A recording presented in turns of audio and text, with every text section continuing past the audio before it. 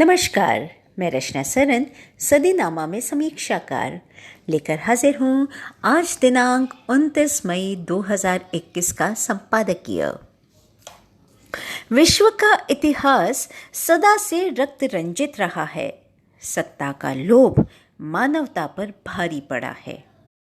ऐसे प्रयोजनों में धर्म भी हथियार के रूप में प्रयोग में लिया गया है और ऐसे उदाहरणों से अतीत भरा पड़ा है।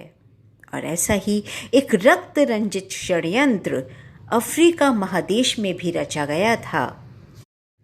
आज का संपादकीय उसी के संदर्भ में है, जिसे लिखा है सदीनामा के संपादक जितेंद्र जितांशु जी ने और जिसका शीर्षक है हुतु तुतुस और टिम्बकटू।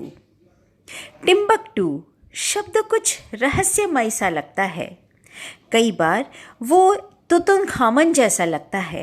ये दोनों शब्द अफ्रीका महादेश में प्रयोग होते हैं। टिम्बकटू एक शहर है जो अफ्रीका के आज के माली देश में स्थित है। तुतुनखामन मिस्र के पुराने राजा थे। हुतुतुतुस भी अफ्रीका महादेश में प्रयोग होते हैं।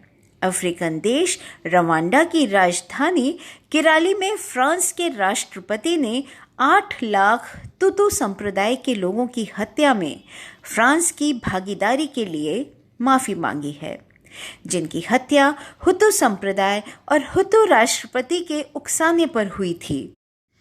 6 अप्रैल 1994 को रवांडा के हुतु राष्ट्रपति के विमान को मार गिराया गया था। हुतु सरकार ने इसका दोष तुतु संप्रदाय के ऊपर मढ़ दिया। इसी बीच तुतु समर्थक हुतुज और युगांडा की फौज से हथियार लेकर आए फौजियों ने मिलकर आरपीएफ रुआंडन पैट्रियोटिक फ्रंट की स्थापना कर ली और एक तरफ से रुआंडा पर हमले शुरू कर दिए। 7 अप्रैल 1994 को यह हत्याकांड शुरू हुआ। इसे अंजाम दिया हुतु गुंडों के साथ और साथ दिया हुतु सरकार और फौज ने। साथ दिया फ्रांस ने, जिसने अपने छाताधारी सैनिक भेज दिए। साथ दिया चर्च ने। चर्च में शरण लेने आए तुतुज को मरने छोड़ दिया। कई पादरियों ने इस हत्याकांड में सक्रिय भूमिका निभाई। ये हत्याकांड 3 महीने करीब 100 दिन चला।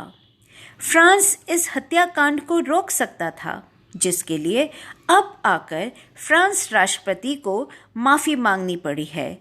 और चर्च की भागीदारी का क्या? ईसाइयों के धर्मगुरु पोप फ्रांसिस ने 2017 में इसके लिए माफ़ी मांग ली है। इस हत्याकांड ने रेडियो स्टेशन जैसी सरकारी मशीनरी का भी प्रयोग हुआ। अफ्रीका के इस भाग में यूरोपीय देशों की घुसपैठ जर्मनी से होती है, जिसका प्रभाव प्रथम विश्व युद्ध तक रहा। प्रथम विश्व युद्ध शुरू होते ही जर्मनी और बेल्जियम 2 अलग अलग खेमों में बंट गए थे। 1918 में बेल्जियम ने इस पर कब्जा कर लिया। 1924 में इस पर बेल्जियम का अधिकार मान लिया गया।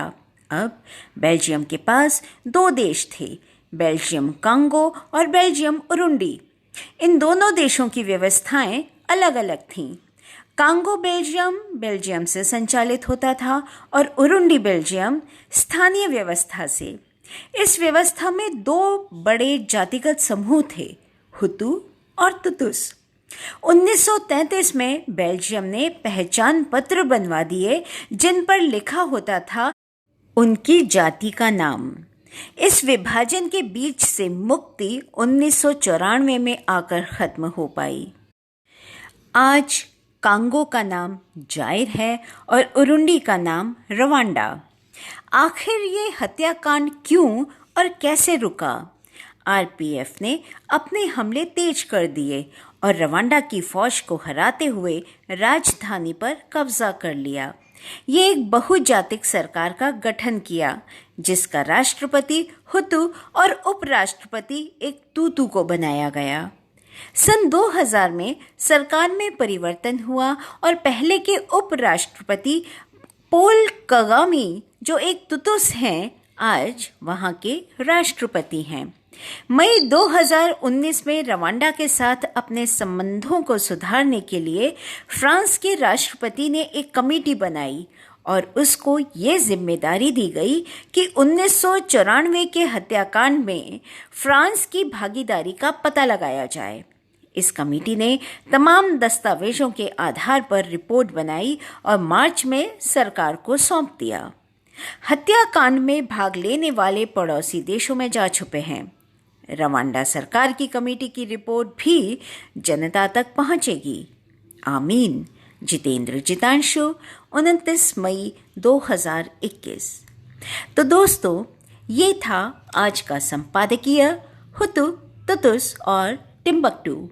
कल फिर एक नए विषय पर नए संपादकीय के साथ फिर से आपके समक्ष उपस्थित होंगे। तब तक के लिए नमस्कार।